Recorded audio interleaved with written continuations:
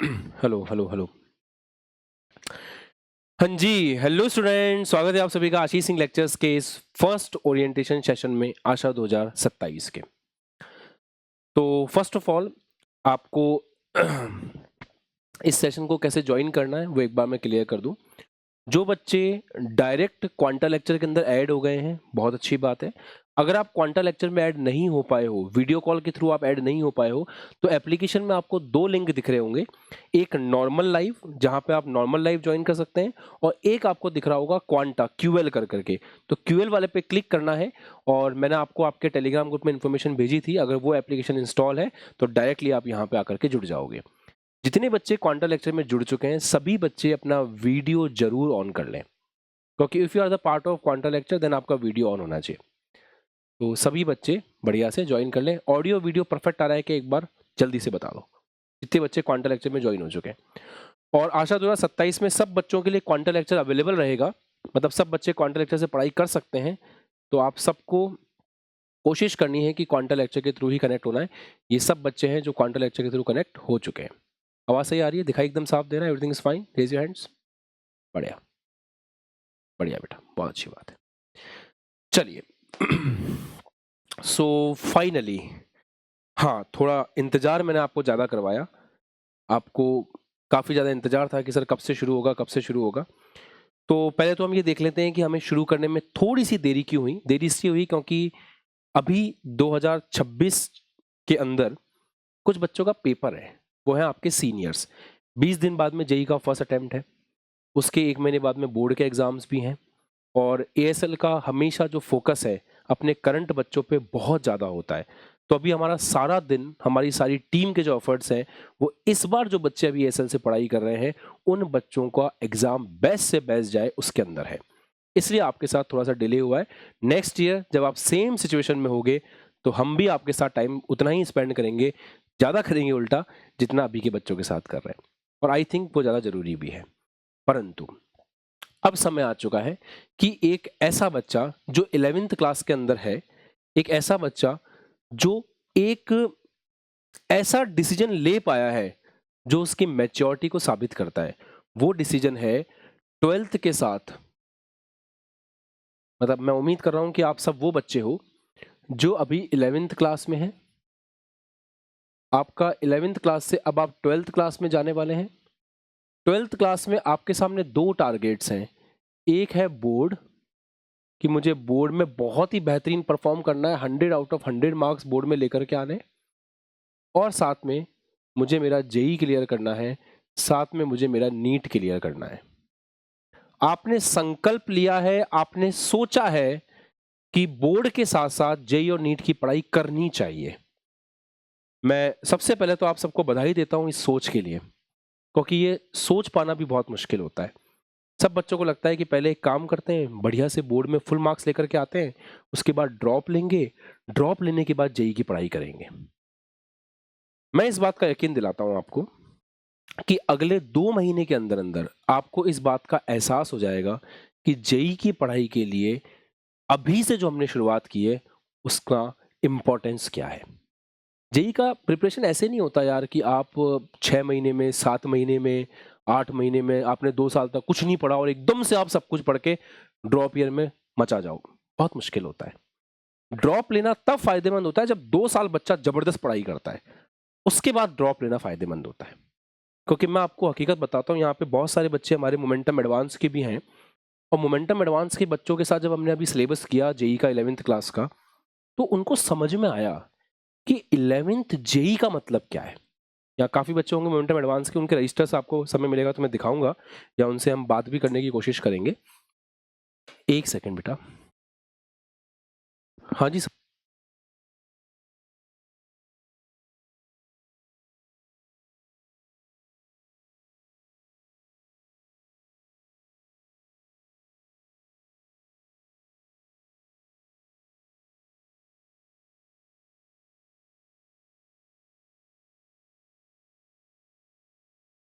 तो momentum advance के batch के अंदर हमने 11th का जेई का सिलेबस जो अभी तक कवर किया है वो बहुत ही जबरदस्त लेवल पे कवर किया है, और सच बताऊं तो बहुत सारा कंटेंट हुआ है। अब अपन ये मान के चल रहे हैं जब हम सर आशा 2027 में जुड़े हैं, तो क्या आप हमको बिल्कुल जीरो से पढ़ाओगे? क्या आप हमारे को 11th की पूरी फिजिक्स पढ़ाओगे, 11th की पूरी केमिस्ट्री पढ़ाओगे, फिर हम 12th की फिजिक्स पढ़ेंगे, 12th की केमिस्ट्री पढ़ेंगे, फिर हमें बोर्ड की भी तैयारी करनी है, ये सब कुछ कैसे होगा? ये आप आज के दिन जानना चाहते हो? तो ये मैं आपको बताऊंगा। बट साथ-साथ मुझे भी ये चीज़ जाननी है कि क्या जो मेरे सामने बच्चे बैठे हुए हैं, क्या सच में वो इस टारगेट को लेके सीरियस हैं? पहले ये ओरिएंटेशन सेशन मैंने यूट्यूब पे रखा था। फिर मुझे महसूस हुआ कि नहीं, जो बच्चा आशा बैच का हिस्सा बन चुका है, मुझे सबसे पहली बार उस बच्चे से वीडियो कॉल पे कनेक्ट होना है। हालाँकि ये सेशन हम यूट्यूब पे भी अवेलेबल कराएँगे ताकि जो बच्चे समझना चाहते हैं, जानना चाहते हैं, उन्हें पता चले। बट अभी आप सब लोग मेरी आँखों के सामने बैठे हुए हो। तो आज इस सेशन के अंत तक आप मुझे ये एश्योर करोगे कि सर हमें ऐसा लग रहा था कि फोर्स बैच बोर्ड का बैच है, उसमें थोड़े कुछ चंद सैकड़ों रुपए मिलाए जाएँ, तो जेईई और नीट का बैच मिल जाता है एएसएल के ऊपर। तो हमने बस वो सोच करके पेमेंट कर दिया और आज हम आपके सामने इसलिए बैठे हुए हैं। अगर ये सोच है तो आप डिसअपॉइंट हो जाओगे। तो साल में इतनी पढ़ाई होगी कि आप नहीं संभाल पाओगे। और अगर सोच ये है कि सर हमें कोई फर्क नहीं पड़ता, हमें इस बात से मतलब है कि हमें 2027 में जेईई क्रैक करना है, नीट क्रैक करना है, हम इस सोच के साथ इस बैच का हिस्सा बने, तो फिर आप एक अलग बच्चे बन के निकलोगे 1 साल बाद में। तो शुरू करते हैं एक-एक करके। आप अपने आप को कंफर्टेबल एनवायरनमेंट में ले आओ। आपके पास कॉपी होनी चाहिए, पेन होना चाहिए। कोशिश करें कि बोर्ड पे जो भी बातें मैं बताऊँगा उनको आप नोट डाउन करें, है ना? और ये सेशन हो सकता है जैसे-जैसे इस बैच में एडमिशन होते जाएँगे, टीम बच्चों को रिकमेंड करती जाएगी सेशन देखने के लिए। हर बच्चे को ये वाला सेशन ज़रूर देखना है। अगर आप नॉर्मल स्पीड में नहीं देख पा रहे हो, लेट ज्वाइन कर रहे हो, डबल स्पीड में देखना पड़ेगा, डबल स्पीड में देख लेना। पर ओरिएंटेशन के बिना प्लीज़ अपनी जेईई नीट की पढ़ाई शुरू मत करना, खासकर मेरे ओरिएंटेशन के बिना। चलिए स्टार्ट करते हैं। देखो बेटा, पहली बात तो आज मैं आराम से बात करूँगा, मुझे कोई जल्दी नहीं है। मैं कभी भी रश नहीं करता क्लास में। ये मेरा नियम है कि अगर मैं क्लास में आया हूं तो आई विल नेवर रश। आपको कभी ऐसा नहीं लगेगा आशीष रात जल्दी में है और जल्दी में पढ़ा के निकल गया, ऐसा कभी नहीं होगा। अगर मैंने क्लास शेड्यूल करी है तो मुझे आपको पढ़ाना है, मन से पढ़ाना है और पूरा कॉन्सेप्ट कवर करना है आपका। इस सोच के साथ हम यहाँ पे आते हैं। वैसे आज ओरिएंटेशन है, आपके मन में बहुत सारे सवाल होंगे, मैं सारे सवालों का जवाब देना चाहता हूँ, इसलिए टाइम लग सकता है। मुझे नहीं पता 1 घंटा लगेगा, 1.5 घंटा लगेगा, 2 घंटा लगेगा, 2.5 घंटा लगेगा, आई डोंट नो। बस इतना पता है कि आज के बाद आपकी क्लैरिटी होगी कि आप इस बैच का हिस्सा बने हो तो आपको क्या-क्या करना ज़रूरी है एएसएल के साथ में, ये आपको आज समझ में आ जाएगा। शुरू करते हैं। जो बच्चा 11th क्लास में है अभी और वो 12th क्लास में आ चुका है,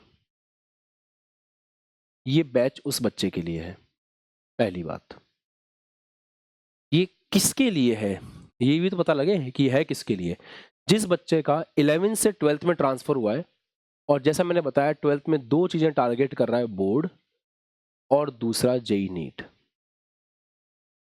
देखो मैं आपको एक बात क्लियरली बता दूं, अगर कोई इस दुनिया में ये बोलता है कि बोर्ड के लेक्चर्स देख लो, उसके बाद जेईई के कुछ क्वेश्चंस कर लो, नीट के कुछ क्वेश्चंस कर लो और तुम्हारा सिलेक्शन हो जाएगा, तो दुनिया में इससे बड़ा कोई झूठ नहीं होता।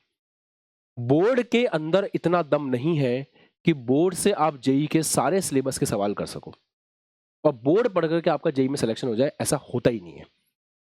जेईई और नीट अपने आप में बिल्कुल अलग है, पर इसका उल्टा सही है। जेईई नीट का बच्चा बोर्ड में 100 आउट ऑफ 100 ला सकता है, पर बोर्ड में 100 आउट ऑफ 100 वाला बच्चा जेईई सेलेक्ट हो जाए, ऐसा नहीं होता। इसीलिए हमने बोर्ड के लिए एक बिल्कुल सेपरेट बैच बनाया है जिसका नाम है फोर्स 6.0।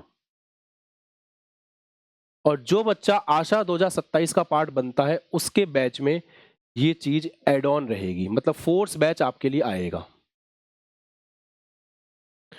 जब फोर्स बैच आएगा तब मैं बात करूंगा बोर्ड की, तब आप फिर बट जाना आपस में, हम तो यूपी बोर्ड के, हम एमपी बोर्ड के, हम बिहार बोर्ड के, हम झारखंड बोर्ड के, हम गुजरात बोर्ड के, फलाना ढिमका करके ऐसे अलग अलग हो जाना और फिर वहां पे अलग अलग पढ़ते रहेंगे। पर ये जब यहाँ बात होती है जेई नीट में तो आप सब एक हो और आपका सामना जेई से है, आपका सामना नीट से है। यहाँ मुझे कोई मतलब नहीं है आपके बोर्ड से, क्लियर? तो बोर्ड की बातें कहाँ करेंगे, 4.6.0 में। जेई और नीट की क्लासेस बिल्कुल अलग होंगी, अलग क्लास होगी बिल्कुल। इसका कोई कनेक्शन नहीं है 4 6.0 से। जो आशा 2026 के बच्चे हैं उनसे पूछना, एक भी क्लास ऐसी नहीं हुई है पूरे साल में जो फोर्स और आशा बैच की सेम हो। रजिस्टर्स अलग, कॉपी अलग, कंटेंट अलग, बुकलेट अलग, सवाल अलग, टेस्ट अलग, सब कुछ अलग चलता है। फाइन, ठीक है। दूसरी चीज में आता है कि आपने एएसएल को क्यों चुना।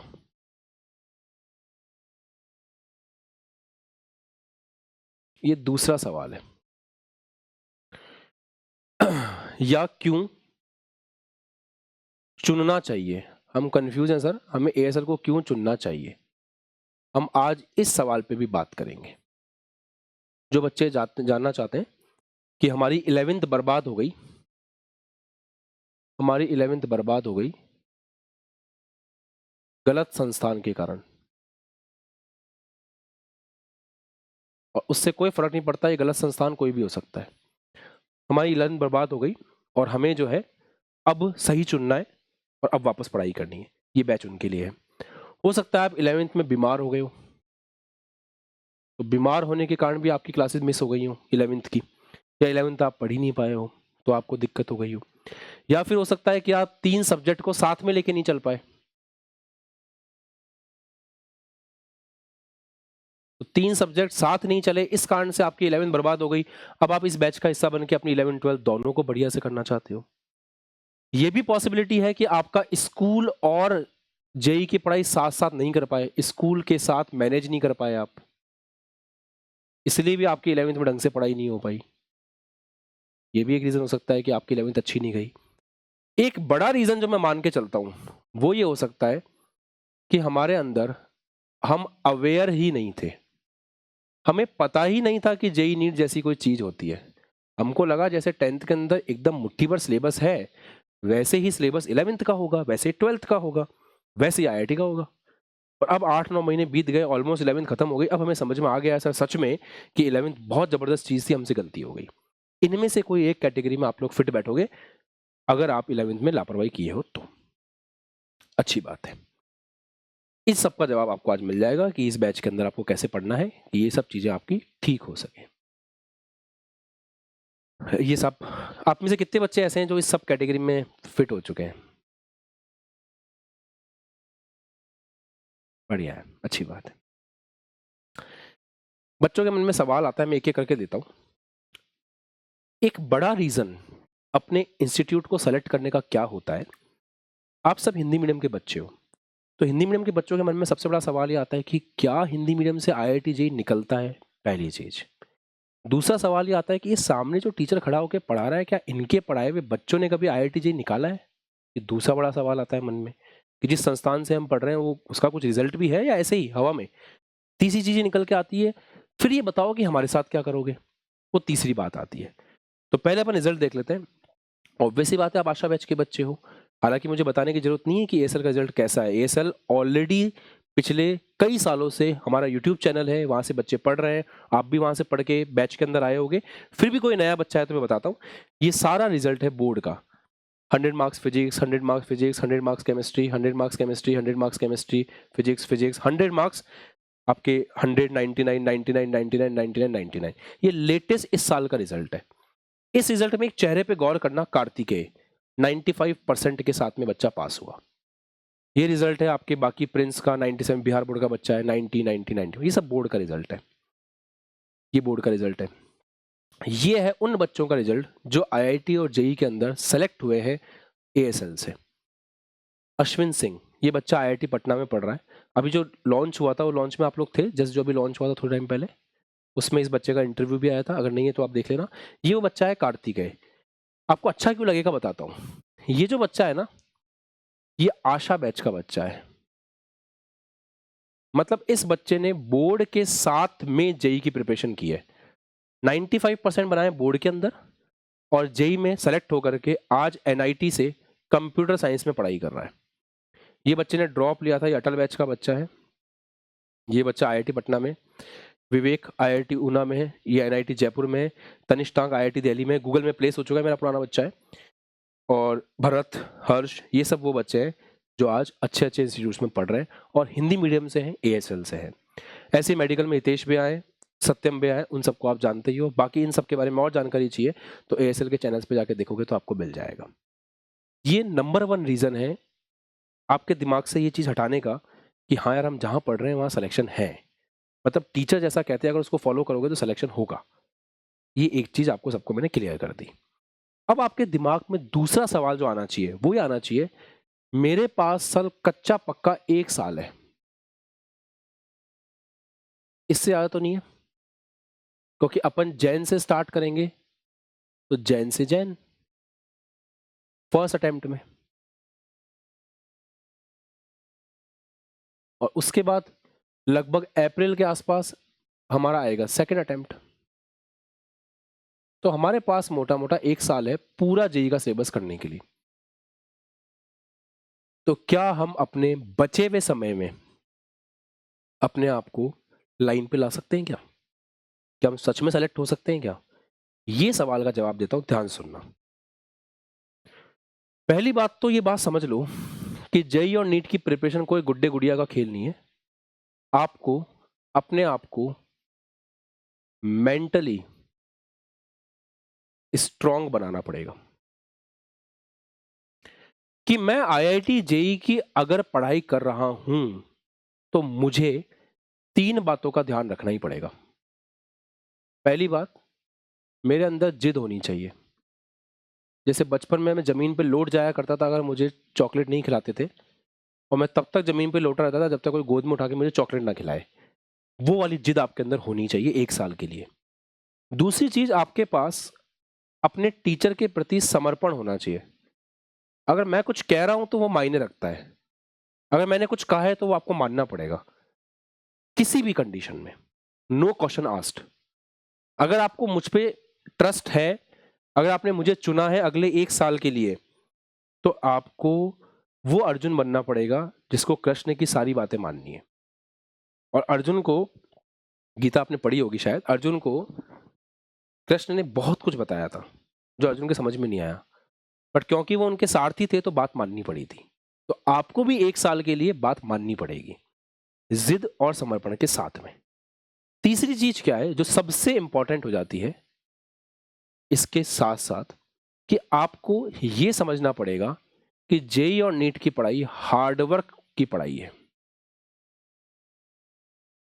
कोई 2 घंटे पढ़ के 3 घंटे पढ़ के जेई में सेलेक्ट नहीं होता है, लगातार पढ़ना पड़ता है। और अच्छी बात भी है, आप अगर बहुत इंटेलिजेंट हो, सुनो मेरी बातें, अगर आप बहुत इंटेलिजेंट हो, पूरे साल पढ़ाई नहीं करते हो, सिलेक्शन नहीं होगा। अगर आप एवरेज बच्चे हो और पूरी साल लगातार पढ़ते हो, आपका सिलेक्शन हो जाएगा। तो IIT जेई ऐसे बच्चों के लिए नहीं है जो बहुत एक्स्ट्रा ऑर्डिनरी है, ऐसे बच्चों के लिए जो हार्ड वर्किंग है, जो मेहनत करना जानते हैं।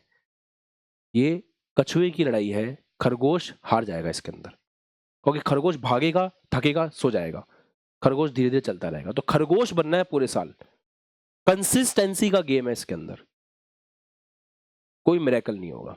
इसीलिए आपको एक चीज को त्यागना पड़ेगा, वो है सोशल मीडिया।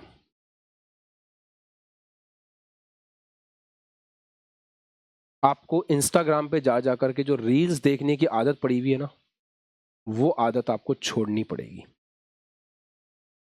क्योंकि उससे आपका अटेंशन स्पैन की दिक्कत आती है। 10-15 सेकंड की रील देखते हो, फिर स्क्रॉल करते हो, फिर देखते हो, फिर स्क्रॉल करते हो, आपको पता ही नहीं लगता आपका 1 घंटा 2 घंटा कब ऐसे ऐसे ऐसे करने में निकल गया। दूसरी चीज, यूट्यूब पे आजकल बहुत भैया दीदी टाइप के लोग आ गए हैं।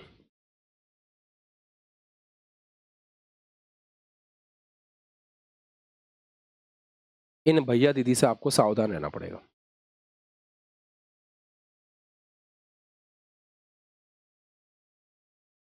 मोटिवेशन के लिए ठीक है, पर एक टीचर को पता होता है एग्जैक्टली बच्चे को अगले 4 महीने में क्या करना चाहिए, बचे हुए 3 महीने में क्या करना चाहिए, बचे हुए 2 महीने में क्या करना चाहिए। अगर कोई ऑल इंडिया रैंक 1 भी है ना और टीचर नहीं है, तो वो आपको नहीं बता सकता कि आपकी प्रिपरेशन कैसी होनी चाहिए। वो केवल अपना एक्सपीरियंस आपके साथ शेयर कर सकता है, और वो एक्सपीरियंस आप में फिट बैठेगा जरूरी नहीं है। क्योंकि आप ऐसे बच्चे हो सकते हो जो 2 घंटे पढ़ाई करता है तो 10 सवाल बना पाता है, उसके लिए वो स्ट्रेटेजी काम नहीं करेगी जो उस बच्चे के लिए है जो 2 घंटे में 20 सवाल कर पाता है।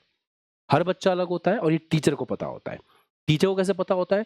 वो बच्चों के साथ साल भर जुड़ता है, पढ़ाता है उनको, उनसे बात करता है, उनका रिजल्ट देखता है। जैसे मुझे मेरे अटर बैच के हर बच्चे का पता है। मुझे मेरे मोमेंटम एडवांस के बच्चे का शक्ल देख के समझ में आता है कि इसको समझ में आया है कि नहीं आया है। वो चीज़ भैया दीदी में नहीं मिलेगी।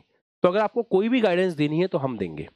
हमारे अलावा आपको किसी से भी फालतू की गाइडेंस देने की कोई ज़रूरत नहीं है। ठीक?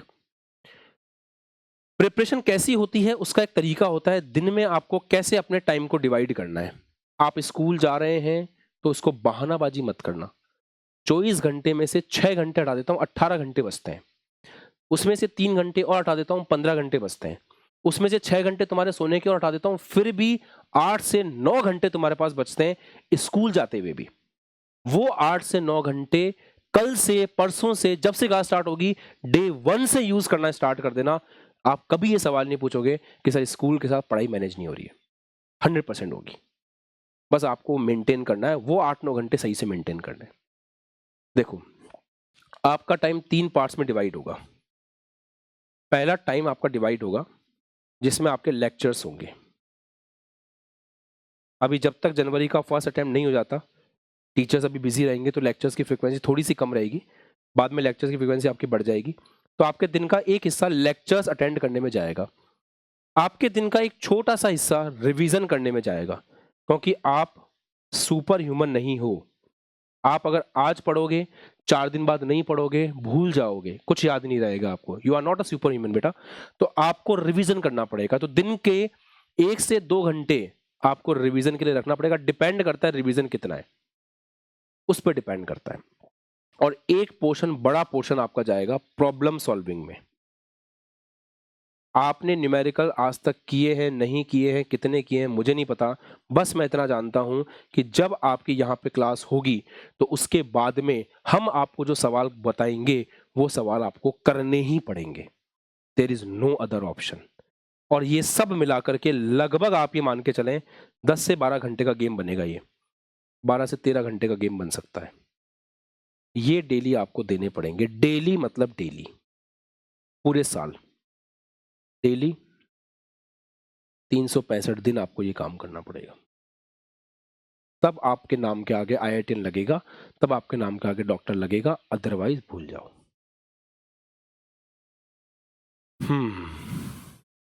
क्लियर हुई बात है? तो फर्स्ट ऑफ ऑल तो अपना माइंड मेकअप करो कि यार मुझे ना अब से 10 से 11 घंटे रोज पढ़ना है टिल माय एग्जाम। मैं आज भी 10 घंटे पढ़ाता हूं डेली। कभी 10, कभी 9, कभी 8, कभी 10, कभी 9, कभी 8। तो हम भी नहीं बच पाते, हमें भी काम करना पड़ता है। आज एक डॉक्टर है, डॉक्टर कितने घंटे काम करते हैं? डॉक्टर सुबह उठते हैं, 5:30 बजे अपने क्लिनिक वहाँ पहुँच जाते हैं हॉस्पिटल, 5:30 से 7:30 8 तक सर्जरी करते हैं, 8 बजे फ्री होकर वापस घर जाते हैं, 9-10 बजे से वापस OPD होती है, आउट पेशेंट, 1-2 बजे तक वो देखते हैं, फिर घर जाते हैं, 3-4 बजे से फिर OPD होती है, इवनिंग में कोई सर्जरी आती है वो करते हैं। वो भी 14-15 घंटे काम करते हैं। IIT का इंजीनियर, सॉफ्टवेयर इंजीनियर, वो भी उतना ही काम करता है। तो आप जो चुन रहे हो ना रास्ता, वो रास्ता ऐसा नहीं है कि मैं आपको झूठ नहीं बोलूंगा कि अभी पढ़ लो 2 साल उसके बाद कुछ नहीं करना। आपको पूरी जिंदगी इतनी मेहनत करनी है। बस मेहनत करने में मजा आएगा। जब आप डॉक्टर बनोगे, पेशेंट से मिलोगे, सेवा करोगे, आपको अच्छा लगेगा। आप इंजीनियर बनोगे, IITian बनोगे, आपको मजा आएगा। आपको अपनी जिंदगी नॉर्मल सी बितानी है, क्योंकि नॉर्मल बिताने में भी आपको 10 घंटे काम करना पड़ेगा। सुबह निकलोगे, टिफिन लेके शाम को आओगे। अब आपको जाना कहाँ है वो आपको डिसाइड करना है। आप जाना चाहते हो गूगल के ऑफिस में, माइक्रोसॉफ्ट के ऑफिस में, आप जाना चाहते हो अच्छी सी IT कंपनी में, आप जाना चाहते हो अपने हॉस्पिटल में काम करने के लिए, ये आप चूज कर रहे हो, या फिर आपको जाना है किसी ऐसी छोटी सी नौकरी करने के लिए, तो आपको डिसाइड करना है। तो अगला 1 साल ये डिसाइड करेगा कि आपकी पूरी जिंदगी कैसी होगी। तो बीइंग अ स्टूडेंट ये कंडीशन है, कंसिस्टेंट रहना पड़ेगा, रोज मेहनत करनी पड़ेगी, टीचर जो बोला है वो मानना पड़ेगा। एक बात और बता दूं मैं आपको, 11th से ज्यादा 12th आपके लिए हेक्टिक होने वाली है। हेक्टिक क्यों होगी? क्योंकि 12th में बोर्ड्स भी हैं, 12th के अंदर स्कूल वाले परेशान करेंगे, 12th में प्रैक्टिकल भी होंगे, 12th में प्री बोर्ड भी होंगे, सब कुछ होंगे। दूसरी चीज, 11th के चैप्टर पढ़े बिना 12th के चैप्टर समझने में दिक्कत आएगी। तो 11th के बाद ही आप 12th के चैप्टर्स पढ़ सकते हो। वो भी पंगा है। उसके बाद एक चीज का ध्यान रखना, जनवरी से लेकर के सितंबर तक आपका गोल्डन पीरियड है। इस समय आपको स्कूल से उतनी दिक्कत नहीं होगी। इसके बाद आप करोगे अंग्रेजी का सफर, SUFFER। फिर प्रैक्टिस, फिर प्रेशर आएगा। स्कूल में क्वार्टरली हो जाएंगे, हाफ ईयरली हो जाएंगे, प्री बोर्ड हो जाएंगे, प्रैक्टिकल आएंगे, फलाना ढिमका। अगर आपने जनवरी से सितंबर तक अपनी जान झोंक दी जेई की प्रिपरेशन में, तो सितंबर के बाद आप सफर नहीं करोगे, मजा आएगा आपको। और अगर इन समय में आपने लापरवाही कर दी तो आगे आपको दिक्कत होगी। मेरे पास रफ्तार है बोर्ड बचाने के लिए, पर रफ्तार जेई और रफ्तार नीट में बच्चों को पहले ही बोलता हूं कि साल भर पढ़ा है तो ये बैच काम का है। जेई और नीट में देयर इज नो शॉर्टकट, आपको टाइम देना ही पड़ेगा। तो आप इस बैच का हिस्सा बन चुके हो। अब जनवरी से लेकर सितंबर तक इसमें बिल्कुल भी लापरवाही नहीं करनी है। ये जो टाइम है इसको अच्छे से यूज करना है, तब तो आपके लिए सब कुछ आसान रहेगा। अदरवाइज आपका सपना फिर सपना ही रह जाएगा। ये वाली चीज बोलो, क्लियर? अब आपको किन किन चीजों का ध्यान रखना है उस पर आते हैं, या अपन किन किन चीजों का ध्यान रखेंगे उस पर आते हैं। सबसे पहले आपको अपने 11th का सिलेबस का ध्यान रखना है। हम बेसिक मैथमेटिक्स से स्टार्ट करेंगे, बिल्कुल बेसिक से पूरा सिलेबस करेंगे, 11th का पूरा करेंगे, 12th का। मोमेंटम एडवांस में आपने पढ़ रखा है, मैं तो मान के चला हूं आप जीरो। आपने पढ़ रखा है अच्छी बात है, बट हम जीरो मान के चलेंगे। आपको भी अपने आप को जीरो मान के चलना है। ओवर कॉन्फिडेंस आपकी प्रिपरेशन को बर्बाद कर सकता है। आपको ये मान के चलना है कि मैं वापस शुरुआत कर रहा हूं, क्योंकि अगर आप उतने ही परफेक्ट होते तो जो पेपर थे उसमें आपके 200 नंबर से ऊपर आ रहे होते। तो मोमेंटम एडवांस का एक भी बच्चा मेरे द्वारा बनाए गए पेपर में 200 से ऊपर नहीं जा पाया जो अभी हुए थे। क्यों नहीं जा पाया? क्योंकि प्रिपरेशन में रिवीजन की जरूरत पड़ती है। अब जा पाओगे, जब दोबारा पढ़ोगे सिलेबस तो जा पाओगे। इस बात का ध्यान रखना कि 11th का सिलेबस, इसका आपको ध्यान रखना है। साथ में आपको 12th के सिलेबस का भी ध्यान रखना है कि 12th का सिलेबस जैसे चलेगा उसका भी ध्यान रखना है।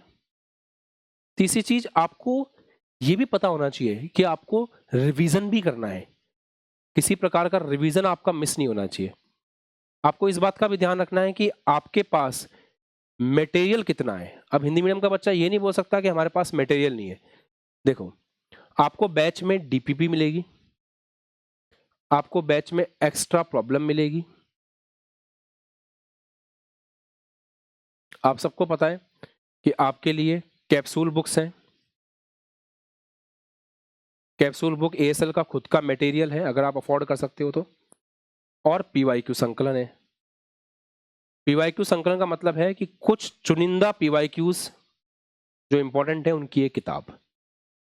आप यहां से शुरुआत करो, धीरे धीरे आपको सब समझ में आ जाएगा। तो आपके पास मटेरियल की कोई कमी नहीं है। ये सारा मटेरियल भी आपका टारगेट होना चाहिए।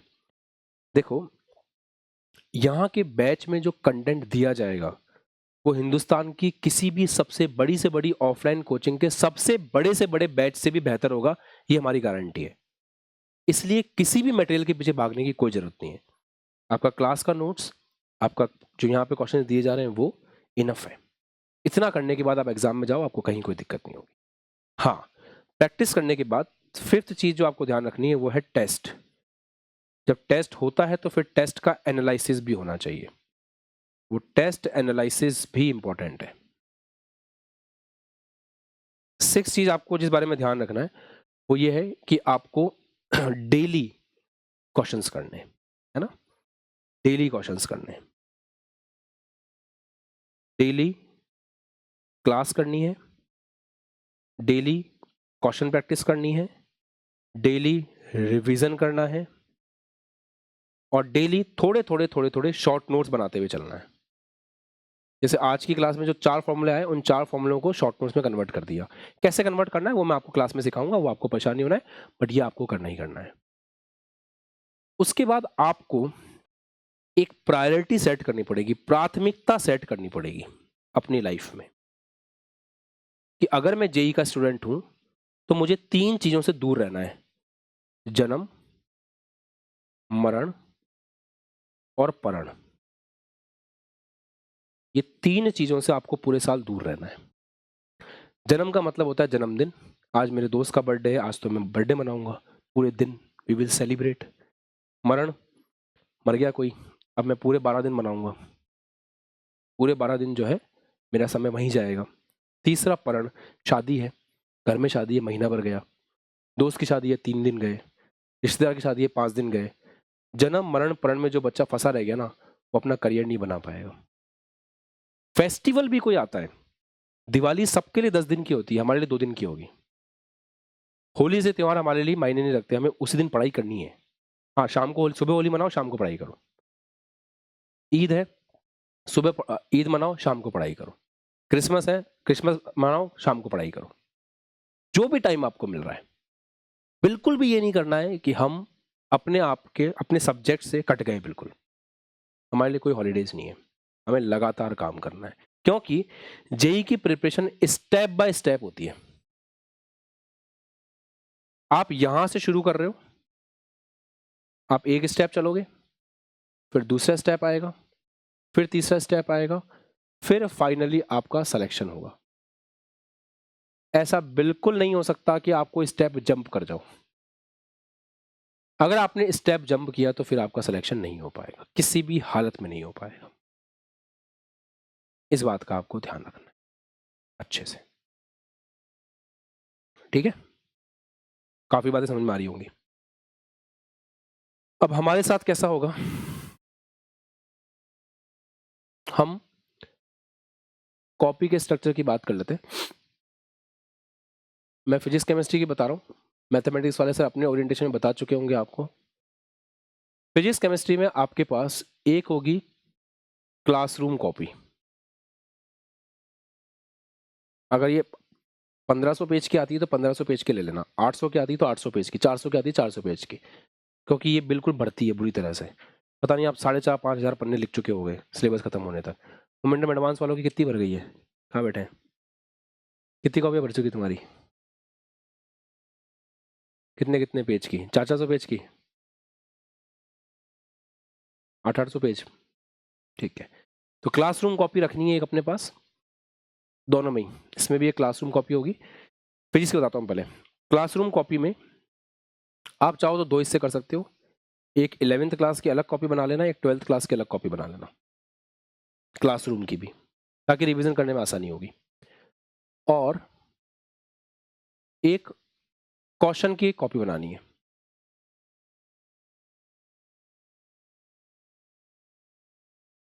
क्वेश्चन कॉपी में क्या करना है, डीपीपी करनी है, सीबी सॉल्व करनी है, एक्स्ट्रा प्रॉब्लम्स मिलती हैं वो करनी है, टेस्ट के सवाल मिलते हैं वो करने हैं। ये कॉपी बनेगी क्वेश्चन कॉपी, बस काफ़ी है। 11th की कॉपी फिजिक्स की अलग, 12th की कॉपी अलग, क्वेश्चन कॉपी अलग, दैट्स इट। केमिस्ट्री की बात करते हैं, ये तो भाई जबरदस्त चीज़ है। केमिस्ट्री की कॉपी आपको 3 बनानी पड़ेंगी। एक फिजिकल केमिस्ट्री की अलग कॉपी बनेगी, एक ऑर्गेनिक केमिस्ट्री की अलग कॉपी बनेगी, और एक इनऑर्गेनिक केमिस्ट्री की अलग कॉपी बनेगी। इसमें 11-12 के हिसाब से नहीं बनाना है,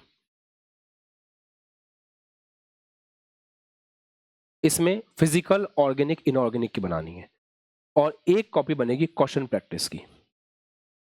मैं ये नहीं कहता कि क्वेश्चन प्रैक्टिस की कॉपी अलग अलग बनाओ तीनों की, एक कॉपी बना लो, वो बढ़ती रहेगी आगे, उसमें ऐड करते रहना। और आपकी कॉपी में एक चीज जरूर होनी चाहिए स्टार्टिंग में, इंडेक्स, क्योंकि बिना इंडेक्स के आप लास्ट में ढूंढ ही नहीं पाओगे कहां पे क्या था।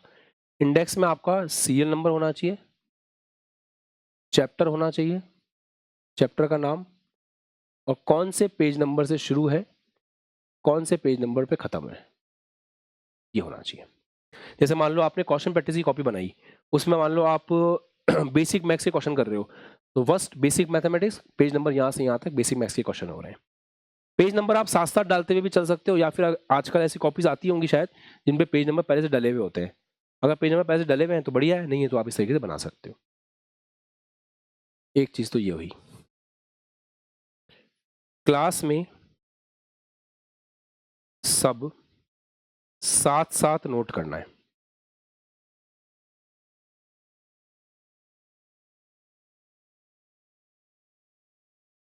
ये गलती कभी मत कर देना कि सर पढ़ा रहे हैं और हम दर्शक बन के देख रहे हैं, उसके बाद में सर जब क्लास बंद कर देंगे तो शांति से बैठेंगे और बढ़िया सजा सजा के नोट्स बनाएंगे। ऐसे आईआईटी में सिलेक्शन नहीं होता, ऐसे नीट में सिलेक्शन नहीं होता। क्लास का काम क्लास में खत्म होगा। मैं यहाँ पे 50 पेज लिखवाऊंगा, तुम 50 पेज लिखने में अगर वापस लिखने बैठोगे तुम्हारे को लग जाएंगे 4 घंटे, दिन खत्म। आपको क्लास के अंदर जो कुछ भी पढ़ाया जा रहा है उसके नोट्स क्लास में ही प्रिपेयर करने हैं। आपकी हैबिट होनी चाहिए कि जब मैं बता रहा हूं तो आप साथ साथ नोट्स बना रहे हो। स्टार्टिंग में थोड़ा सा स्लो चलेंगे अपन, तो आपकी हैबिट धीरे धीरे बन जाएगी 10-15 दिन में। उसके बाद आपकी हैबिट हो जाएगी खुद से करने की। क्लास को लाइव अटेंड करने की कोशिश करना, क्योंकि अगर तुम रिकॉर्डेड पे जाओगे तो तुम्हें ज़्यादा समय लग जाएगा क्लास देखने में। कारण बताऊं, क्लास चल रही होगी, तुम पॉज करोगे, फिर लिखोगे, फिर प्ले करोगे, फिर लिखोगे, फिर पॉज करोगे। 1.5 घंटे की क्लास को देखने में तुम्हें 2.5 घंटे लग जाएंगे। और अगर लाइव अटेंड करोगे तो 1.5 घंटे के 1.5 घंटे में तुम्हें लिखना होगा, साथ साथ लिखोगे, बात खत्म। तो always try to take live class. आपको लाइव ही लेनी है। कभी कोई मजबूरी है तो रिकॉर्डेड, अदरवाइज आपको क्लास लाइव ही लेनी है। अगर आपको क्लास रिकॉर्डेड लेनी है तो हम लोग भी क्यों मेहनत करें, रिकॉर्डेड लेक्चर्स बना देते हैं एक्सक्लूसिव और आपको दे देते हैं, राइट? समझ रहे हो बात को? तो जब तक आपकी हैबिट सही से नहीं बनती तब तक आपको क्लासेस को, मैक्सिमम क्लासेस को लाइव लेना है। कुछ रिकॉर्डेड होगा तो हम खुद बताएंगे आपको, वो एक अलग बात है। डन, ये चीज हो गई। अब कुछ गलतियां हैं जो बच्चे करते हैं, वो मैं आपको बताता हूं।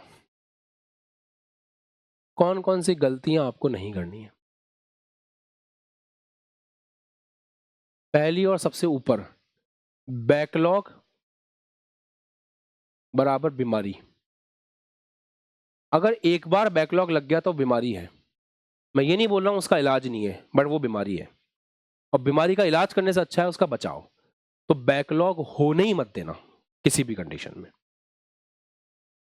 दूसरी चीज, आलस। अरे अभी तो बहुत टाइम है 12 महीने बचे हैं, आराम से कर लेंगे, आज थोड़ा सा आराम कर लेते हैं। अगर आपने आलस किया तो दिन पर दिन खत्म होते जाएंगे, महीने पे महीने खत्म होते जाएंगे, सिलेबस पे सिलेबस खत्म होता जाएगा और आप पीछे छूटते जाओगे। बिल्कुल भी आलस नहीं करना है। ये आलस पता है क्या करेगा, ये आगे जाके आपको बोलेगा ड्रॉप ले लेंगे। थोड़े टाइम बाद आपके मन में एक ख्याल अपने आप जन्म लेगा कि कोई बात नहीं, इस साल नहीं हो रहा, ड्रॉप ले लेंगे, अटल 4.0 से पढ़ाई कर लेंगे। और ये खुद को बेवकूफ बनाने की बात है। आपने इस साल जम के मेहनत करी, फर्स्ट अटेम्प्ट में आपकी 97 परसेंटाइल बनी। अब आप चाहते हो सर ये 99 होती तो अच्छा होता, मुझे एनआईटी ये मिल रहा है, मुझे अच्छी एनआईटी मिलता तो अच्छा होता। वो बच्चे ड्रॉप लेते हैं ना तो अच्छा लगता है। साल भर हमने आलस किया, हमने ये सोचा कि हमसे तो अगली साल ही करेंगे, हमने खुद को बहाना बनाया, हमने खुद को बेवकूफ बनाया कि ड्रॉप ले लेंगे। इस तरीके से नहीं होता है। आप पूरे साल मेहनत करो, फिर आपका रिजल्ट जैसा बनेगा, फिर आप फैसला करते हो तो अच्छी बात है। अगर आप 10-12 घंटे रोज पढ़ ही नहीं सकते हो, आलस कर रहे हो, तो नेक्स्ट ईयर भी कुछ नहीं होगा। अभी का आलस रहेगा, आप अगले साल फिर आलस करोगे, वो एक साल भी बर्बाद होगा आपका। अगर पढ़ना नहीं सीखे हो तो फिर ड्रॉप लेने का कोई मतलब नहीं है। ऐसी फालतू चीज अपने मन में आने नहीं देनी है। नेक्स्ट चीज, बच्चों को लगता है कि पहले मैं 12th का सिलेबस करता हूँ फिर 11th का करूंगा। 12th का सिलेबस पहले, ये सबसे बड़ी बेवकूफ़ी है। 12th का फर्स्ट चैप्टर है इलेक्ट्रोस्टैटिक्स, वही समझ में नहीं आएगा आपको अगर मैकेनिक्स नहीं आती है तो इसलिए पहले 11th करनी पड़ेगी, फिर ही आप 12th पे जा सकते हो। एक और चीज़ बच्चे करते हैं, फोर्थ, वही भैया दीदी टाइप के लोगों से मिल लिए, अपनी स्ट्रेटजी, जो भी आपकी स्ट्रेटजी है उसको चेंज करते रहते हैं। आपको अपनी स्ट्रेटजी चेंज नहीं करनी है। जो आपके टीचर्स ने बता दिया वही स्ट्रेटजी है, उसको ही अच्छे से फॉलो करना है। अपने मन से ना कोई स्ट्रेटजी बनानी है, ना उसको फॉलो करना है, ना किसी की बात सुन के अपने हिसाब से काम करना है। जो टीचर बोल रहे हैं वो इंपॉर्टेंट है, उन्हीं को फॉलो करना है। अभी हमें बात करते करते 39-40 मिनट्स हुए हैं, पर आपकी वाइब्रेशंस आ रहे हैं बॉडी में। जेई की कोई भी क्लास 1.5-2 घंटे से नीचे की नहीं होती है, पहली बात तो ये। तो अपने अपनी सिटिंग बनाने की कोशिश करो कि मैं अपनी बैक स्ट्रेट करके बैठ पा रहा हूँ क्लास के अंदर। कुछ ऐसे ढुलेंगे, कुछ ऐसे ढुलेंगे। Spine should be straight, spine straight होनी चाहिए क्लास के अंदर, है ना? तो स्ट्रेटजी बार बार आप चेंज नहीं कर सकते हैं।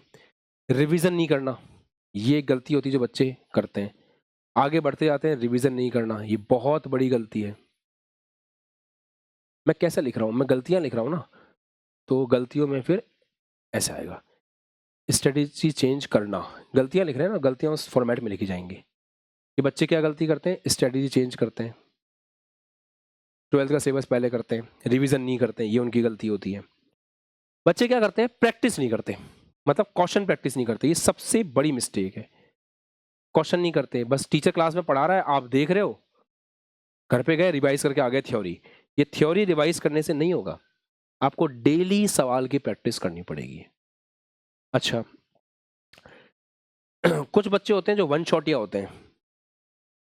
वन शॉटिया बच्चे सेलेक्ट नहीं होते भाई साहब, फ्रॉड है बहुत बड़ा वन शॉट।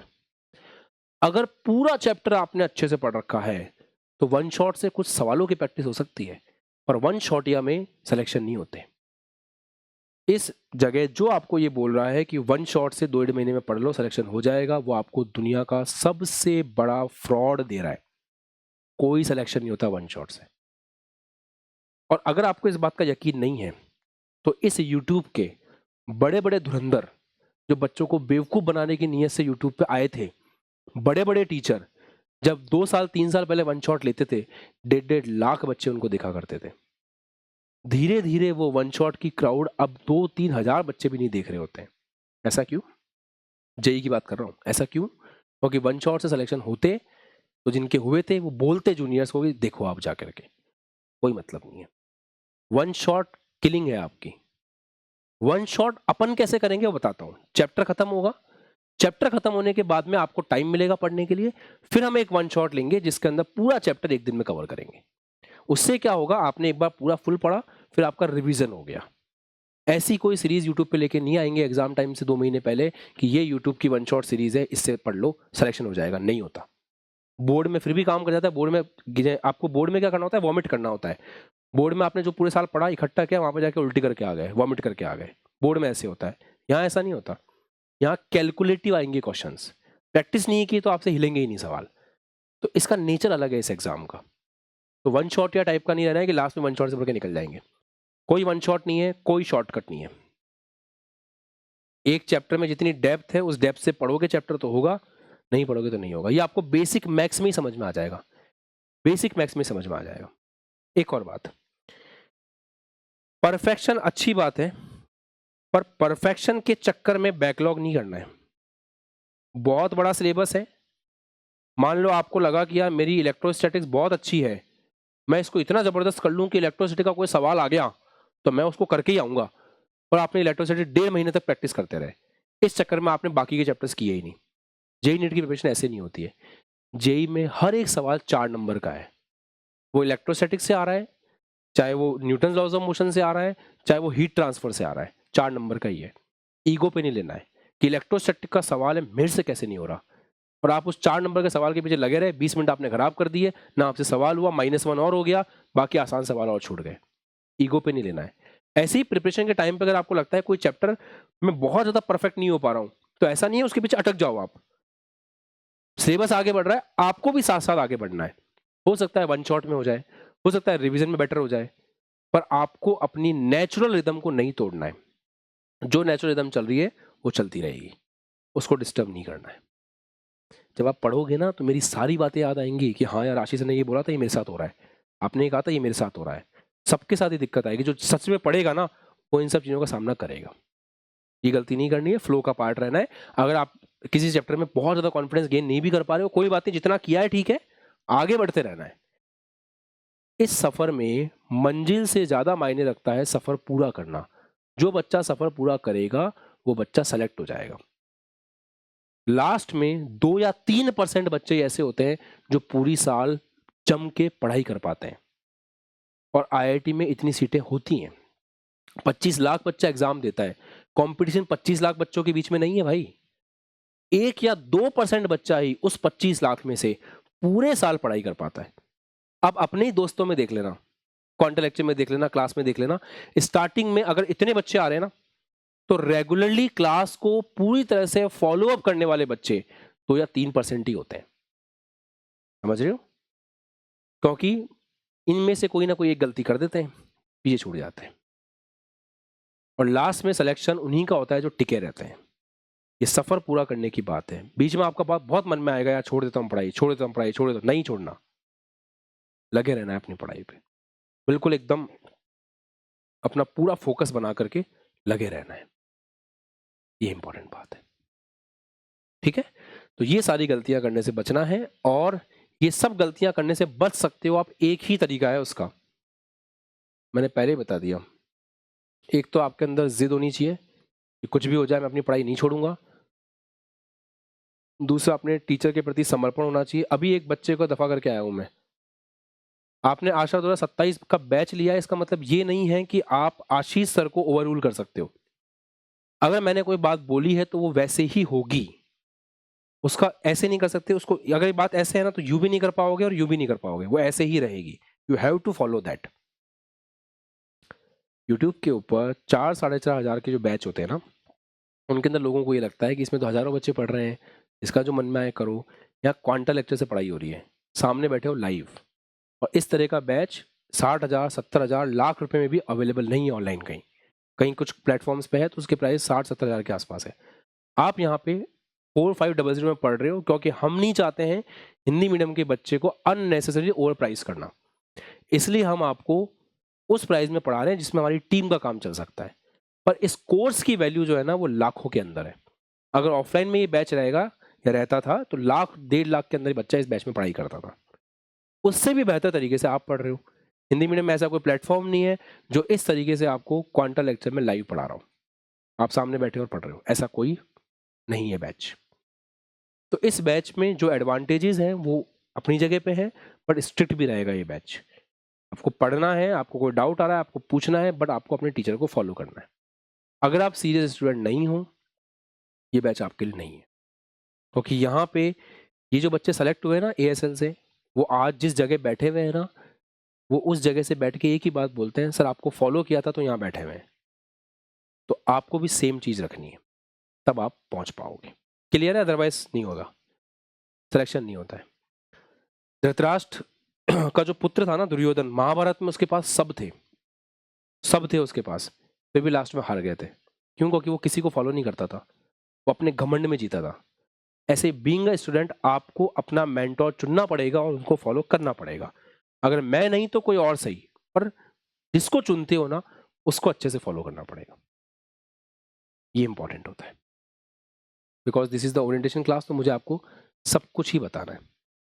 यहाँ पे आपके साथ केवल पढ़ाई होगी और किसी प्रकार की कोई फालतू बकवास नहीं होगी। क्वांटा लेक्चर के अंदर आप बैठोगे, आपको ऑफलाइन से बेटर फील आएगा, ये ऑफलाइन से बेहतर है। अभी आप लोगों को बोलने का मैंने अलाउ नहीं किया हुआ है क्योंकि ओरिएंटेशन है, बट उसके बाद में आपका माइक अनम्यूट रहेगा। आप अपने माइक को अनम्यूट करके अपनी बात बोलोगे, फिर वापस से अपने माइक को म्यूट कर लोगे। आप में इतनी समझदारी होनी चाहिए कि क्लास चल रही है तो बीच में डिस्टर्ब नहीं करना है। मैं एक बार टॉपिक फिनिश कर लूँ, फिर आपने अनम्यूट किया, अपनी बात रखी, फिर वापस म्यूट कर लिया। अगर आप सब लोग अनम्यूट करके घूमते रहोगे तो आपके पंखे की आवाज़, पड़ोस में कोई बच्चा चिल्ला रहा है उसकी आवाज़, मम्मी बोल रही खाना खा ले उसकी आवाज़, ये सब आवाज़ क्लास के अंदर आएगी। तो इतना कॉमन सेंस अपन को रखना है कि अननेसेसरी अपना माइक अनम्यूट नहीं होना चाहिए। वो सब प्रोटोकॉल से वो अपन धीरे धीरे सीखेंगे। दूसरी चीज़ ये है, जैसा मैं अभी आपको देख पा रहा हूँ कि आपके पास एक प्रॉपर स्टडी स्पेस होना चाहिए हर बच्चे के पास। कुछ बच्चे यहाँ पे अपने स्टडी स्पेस में ही बैठे हुए हैं, पीछे बैकग्राउंड में दिख पा रहा हूँ मैं, आपकी कॉपी है, आपके टेबल है, एक जगह फिक्स करोगे आप कि मैं यहाँ बैठ के पढ़ाई करूँगा।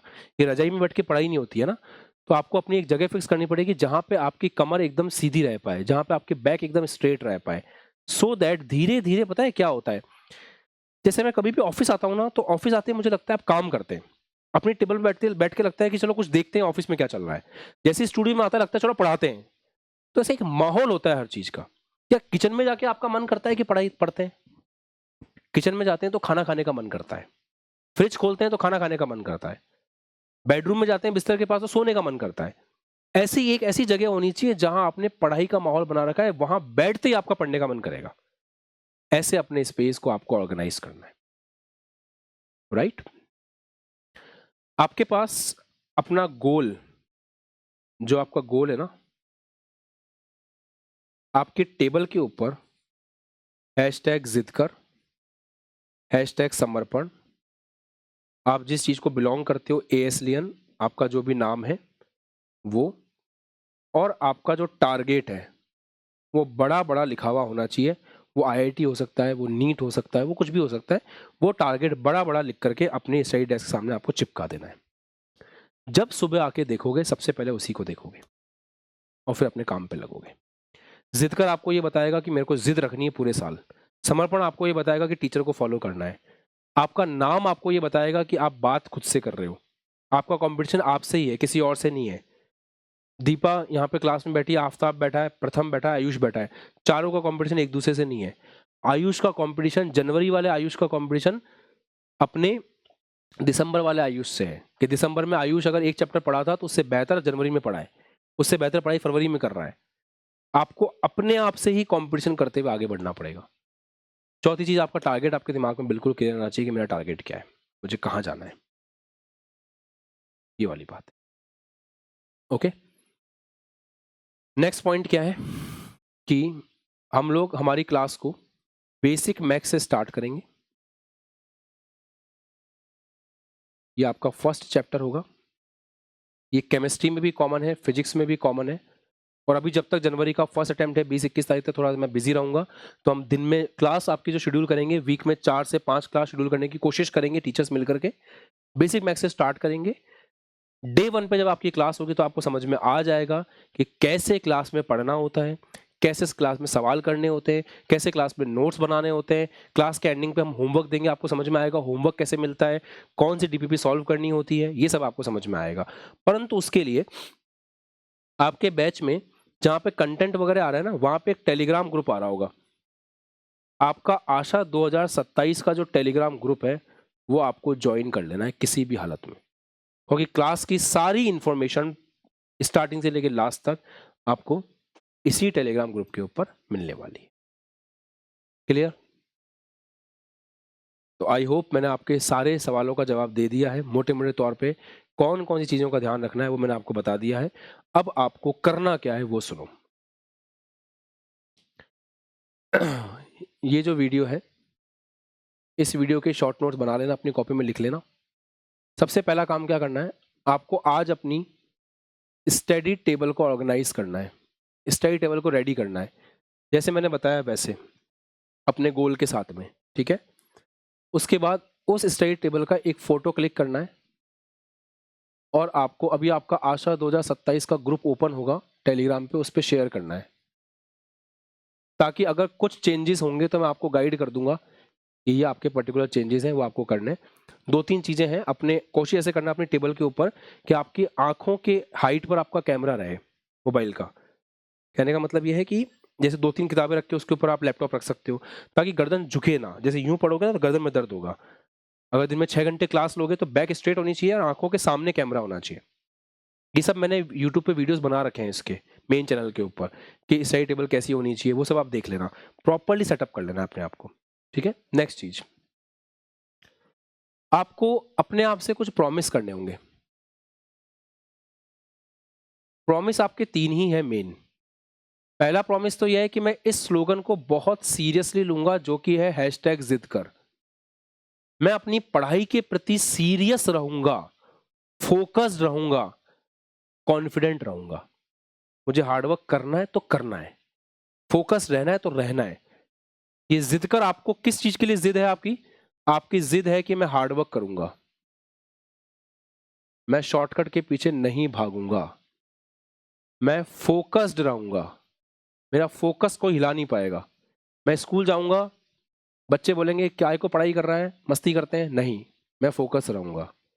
1 साल तक मैं कोशिश करूंगा कि मेरा कोई ऐसा दोस्त नहीं बने जिसको गुड नाइट बोले बिना मैं सोऊं नहीं और गुड मॉर्निंग बोले बिना मैं उठूं नहीं। ऐसा कोई दोस्त बनाने की जरूरत नहीं है, क्योंकि इससे 2 जिंदगियां एक साथ बर्बाद होंगी।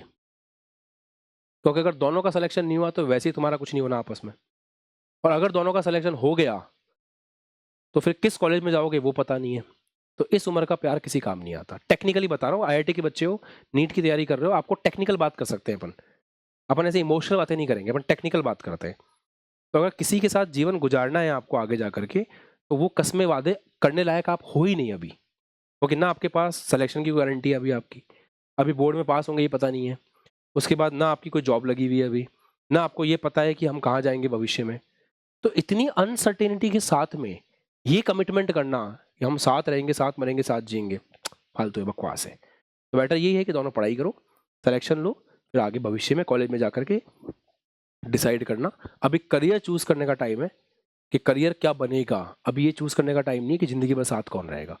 क्लियरली बोला, इन सब चीजों से दूर रहना, अदरवाइज बर्बाद हो जाओगे, कोई मतलब नहीं है। तो हार्डवर्क करूंगा, फोकस रहूंगा, कॉन्फिडेंट रहूंगा, क्योंकि बहुत बार ऐसा होगा कि मेरा कॉन्फिडेंस हिलेगा प्रिपरेशन के टाइम पे, पर मैं खुद पे विश्वास रखूंगा, कॉन्फिडेंट रहूंगा और अपनी पढ़ाई मेंटेन करूंगा, फॉलो करता रहूंगा चीजों को। दूसरा, मैं समर्पण के साथ पढ़ूंगा। ये बहुत मुश्किल होता है बेटा, बहुत मुश्किल होता है, और इसको मेंटेन कर जाता है तो बच्चा सेलेक्ट हो जाता है। जितने बच्चे सेलेक्ट हुए ना, इसको मेंटेन किया हुआ है। अभी 3 घंटे का, 2-2.5 घंटे का लॉन्च हुआ था एएसएल का, मेन चैनल पे आप जाके देखना, अभी कुछ 19 तारीख को लॉन्च हुआ था। कार्तिकेय, विवेक, ये सब एक्स एएसलियंस थे, ये सब कॉलेज में, कोई आईआईटी में, कोई एनआईटी में, 2 घंटे तक चुपचाप बैठ के मेरे साथ लाइव कनेक्टेड थे। इनका सेशन स्टार्टिंग का था, फिर हमने कहा था ठीक है बेटा आप जा सकते हो, 2 घंटे फिर भी रुके रहे। क्यों? क्योंकि उन बच्चों को पता है कि एएसएल ने उनके साथ कितनी मेहनत की है, और लास्ट तक वो बच्चे जुड़े हुए थे।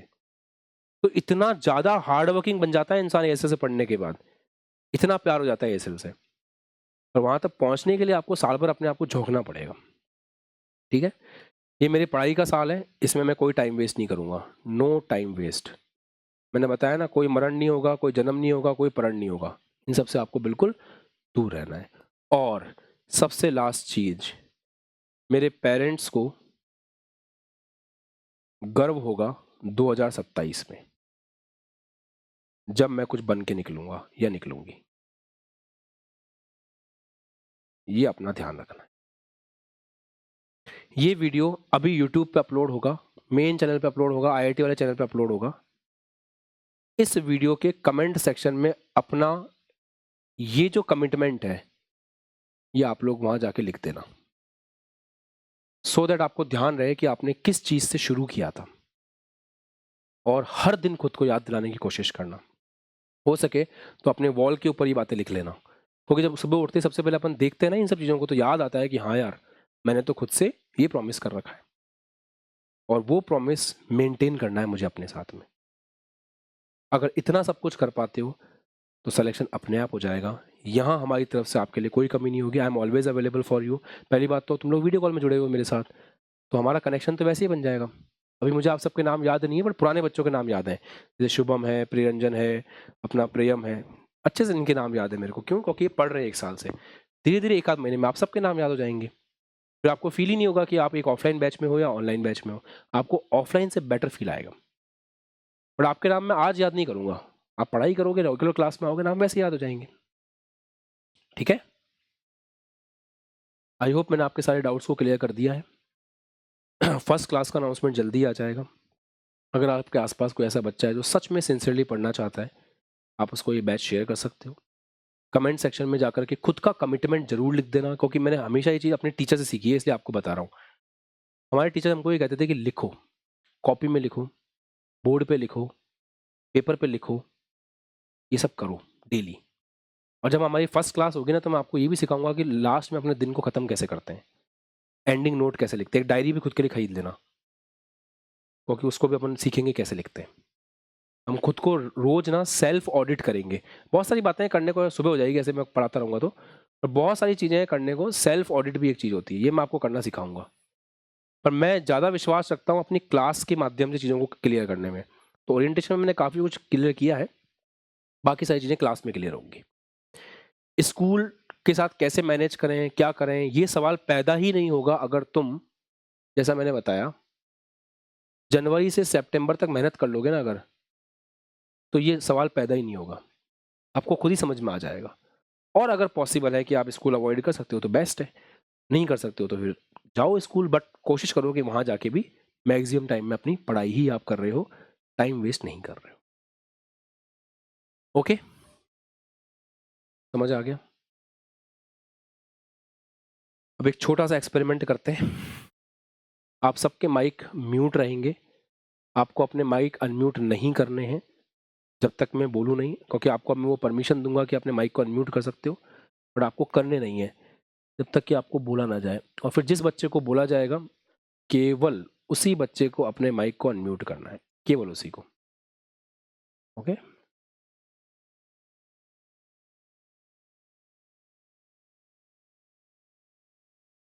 अब आपको बताते हैं कि ऑफलाइन से बेहतर क्लास कैसे होती है। अब मैं आपको, जैसे मान लो आपको कुछ भी क्लास चल रही है, क्लास के बीच में आप सब लोग लाइव पढ़ रहे हो, अब आपको कुछ भी मुझसे पूछना है तो उसका बेसिक तरीका है हाथ ऊपर करना कि सर मुझे आपसे कुछ बात करनी है। अब आप में से किसी को मुझसे कुछ बात करनी है तो हाथ ऊपर करो। कुछ बात करनी है, ठीक है, अमित को बात करनी है, तो मैंने अमित को अलाउ किया कि अमित अपना माइक अनम्यूट करो और बोलो। अमित अनम्यूट करो।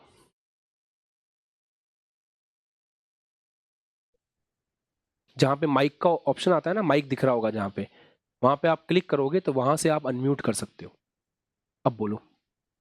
प्रणाम गुरुजी। खुश रहो, बताओ क्या पूछना है।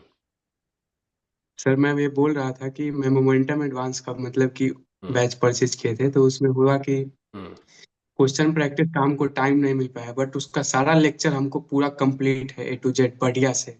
हम्म, सबसे लेकिन पहले वही मुझे ये है कि बताओ, जो मतलब क्वेश्चन। सॉरी मैं आपको बीच में रोक रहा हूँ, सबसे पहले मुझे ये बताओ क्या इस चीज का अफसोस होता है अमित कि मैं सवाल प्रैक्टिस कर लेता तो बेहतर होता। सर अफसोस बहुत होता है, मतलब लेट से ज्वाइन किए, पता ही नहीं चला, मतलब हम्म, 6-7 महीना जब बीत गया ना, मतलब हमको जब उतना क्लियरिटी समझ नहीं आता था, तो वेक्टर नाम का एक तो आपका यूट्यूब पे चैप्टर है, हम्म, तो उसी को जाके मतलब कि पढ़े, तो हमको लगा यार कितना बढ़िया। तो फिर वहीं से हमको पूरा जेई के बारे में मालूम चला कि जेई एडवांस होता है, मेंस होता है, ऐसे फिर से तैयारी शुरू करना है। बट हम्म, फिर देखे तो बहुत सारा बैकलॉग लग चुका था, फिर सोचे कि नहीं, चलो मतलब कि प्रैक्टिस ना हो सही, बट इस पूरा क्लास को कंप्लीट करना है। तो सर मैंने नोट्स पूरा बढ़िया से हम्म, पूरा तरीका से प्रिपेयर कर चुके हैं। अच्छी बात है। अभी सबसे अच्छी बात यह है कि हम लोग बिल्कुल जीरो से स्टार्ट कर रहे हैं, तो आपको बिल्कुल घबराना नहीं है। अब ये चीज़ वापस रिपीट नहीं करनी है, अब कोई भी बैकलॉग नहीं होने देना है, और क्वेश्चन प्रैक्टिस डेली करनी है, बस ये प्रॉमिस खुद से करना है, ठीक है। तो सर जो चैप्टर मतलब हमने पढ़ लिया है, उसको फिर से दोबारा हमको पढ़ना है, मतलब बिल्कुल इस बैच पढ़ना में है, फिर। बिल्कुल पढ़ना है। बेसिक मैथ्स से शुरू होगा, नई कॉपियां बनेंगी, सारा वापस पढ़ोगे आप सब लोग, भले आपने कितना पढ़ा कितना नहीं पढ़ा, उससे कोई मतलब नहीं है। मैं बिल्कुल जीरो से वापस शुरू करूंगा। इस कॉपी को सर साइड कर देंगे। बिल्कुल इसको साइड कर दो। Okay, thank okay, you sir. Okay. अब आप अपने आप को वापस से म्यूट कर लो। तो अमित ने बोला खुद को म्यूट कर लिया। क्या क्लास में किसी प्रकार को डिस्टरबेंस है? नहीं है। ऐसे चलेगी क्लास। अभी और किसी को कुछ बोलना था? अल्केश, अल्केश करो अनम्यूट। अल्केश यादव, एक बार माइक पे क्लिक करोगे अनम्यूट हो जाएगा। हाँ बोलो बेटा। सर मैं जैसे कि मैं जैसे 10th पास किया, तो सर मुझे ये नहीं समझ में आ रहा था कि सर मैं कहाँ से पढूं, मतलब कौन सी ऑनलाइन देखूं कि ऑफलाइन। तो सर मैं ऑनलाइन में आया, तो सर बहुत से यूट्यूब पे टीचर्स दिखे, बट मैंने आपसे पढ़ा, मतलब मेरे मोहल्ले की एक लड़की ने पढ़ा है आपसे, तो उसने एनआईटी निकाला है, मैं और आपकी कैप्सूल बुक भी मेरे पास है। गुड, ठीक तो है। सर जैसे कि मुझे भी जेई का प्रिपरेशन जो आपने बताया था सर, बेसिक से पूरा स्टार्ट किया जाएगा, मतलब पूरा जीरो लेवल। हाँ जी, बिल्कुल बेसिक मैथमेटिक्स से शुरू करेंगे। बेसिक मैथ्स का मतलब ही हो गया बेसिक, और मैथ्स मतलब मैथ्स, एकदम बेसिक से स्टार्ट करेंगे, डोंट वरी। बस पूरे सर साल। मैंने आपके यूट्यूब से भी कई सारे नोट्स बनाए थे, तो मतलब भैया जो अब बिल्कुल फ्रेश अमित स्टार्ट भैया बोले करना थे है। तो हाँ अब डिसाइड कर बिल्कुल दो। फ्रेश, बिल्कुल फ्रेश स्टार्ट करना है। जो आज बताया है, जब पहला लेक्चर होगा नई कॉपी बनेगी, सब कुछ नया होगा, बिल्कुल फ्रेश स्टार्ट करेंगे, ठीक है। जी, ओके, थैंक सर, थैंक्स, प्रणाम प्रणाम। मोस्ट वेलकम बेटा, चलो कर लो म्यूट।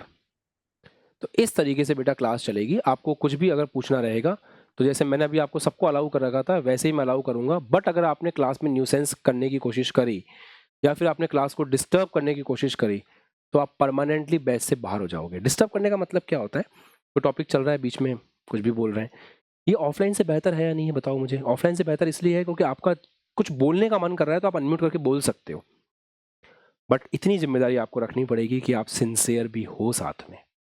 एक बात और, अपना असली नाम लिख देना अपने आईडी के ऊपर, ताकि प्रॉपर समझ में आए कि ये बच्चा जो है इसका नाम क्या है। जैसे कुछ बच्चों का नाम यहाँ पे अभी प्रॉपर लिखा हुआ नहीं है, शायद आपने जब स्टार्ट किया होगा तो 1 2 3 4 नाम डाल के आ गया, और कुछ भी नहीं डालोगे तो आपके मोबाइल का नंबर आएगा। जैसे एक बच्चे का Realme RMX3612 ये नंबर आ रहा है, तो मैं आपको पुकार नहीं पाऊंगा आपके नाम से, तो आपका जो नाम है वो आपको प्रॉपरली वहाँ पे अगली बार जब आओगे तो मेंशन करना है। डन। तो आज के लिए इतना ही रखते हैं। आई होप मैंने आपके सारे डाउट्स क्लियर कर दिए हैं। अब अपने आप को तैयार कर लो, 1 2 दिन का समय आपके पास है, कॉपीज ले आओ, नाम लिख लो, सब कुछ बना लो, और सिस्टमेटिक तरीके से जो है ये बातें जो है कमेंट सेक्शन में आ जानी चाहिए। वीडियो अपलोड होने के बाद मैं आपको लिंक भेज दूंगा दोनों जगह, मेन चैनल पे भी और IIT वाले चैनल पे भी आपको कमेंट करके छोड़ देना है, ताकि 1 साल बाद जब आप सेलेक्ट हो जाओगे तो उस कमेंट पे आके वापस से लिख के जाना कि देखो सर मैंने एक कमिटमेंट किया था आज खुद से, कल से नया साल भी शुरू हो रहा है, मतलब कल के जस्ट बाद से, इसलिए मैंने आज आपका ओरिएंटेशन रखा है। 1 जनवरी 2026 से नई शुरुआत करो, जो पीछे छूट गया उसको रहने दो, मेहनत करना, 1 साल में मेहनत करोगे हो जाएगा। हुआ है बहुत सारे बच्चों का, बट उन्होंने मेहनत की है, और अच्छी बात है ना, मेहनत करनी पड़ रही है। अब मैं आपको बोलूँ एक ऐसा रेस है जिसके अंदर वही जीतेगा जो इंटेलिजेंट है, आपको बुरा लगेगा सर मेरी क्या गलती, मैं कम इंटेलिजेंट हूँ, तो इसमें दिक्कत ही नहीं है, इसमें तो मेहनत करनी है, मेहनत तो हर कोई कर सकता है। तो अगर आप मेहनत कर रहे हो और फिर आपको कोई चीज़ मिल रही है तो उसमें अन्याय नहीं है आपके साथ, इससे बढ़िया कोई एग्जाम नहीं हो सकता। ठीक है, चलो ऑल द बेस्ट। बाकी आप लोगों को जानने का मौका मिलेगा साल भर, बस मैं ये चाहता हूँ कि जिस उम्मीद के साथ में आप आज जुड़े हो उस उतने ही जोश और उम्मीद को लास्ट तक बनाए रखना और मेहनत करते रहना, ताकि यहाँ से हमारे फ्यूचर डॉक्टर्स और फ्यूचर IITians, फ्यूचर NITians, मैं आपके अंदर उस चीज़ों को देख रहा हूँ, और आप खुद भी अपने अंदर बदलाव महसूस करोगे। 2 महीने 3 महीने पढ़ने के बाद में आपके चेहरे को देख के कोई बता पाएगा कि आप JEE की तैयारी कर रहे हो, नीट की तैयारी कर रहे हो। ये मेरा प्रॉमिस है। चलो बाय बाय, टेक केयर।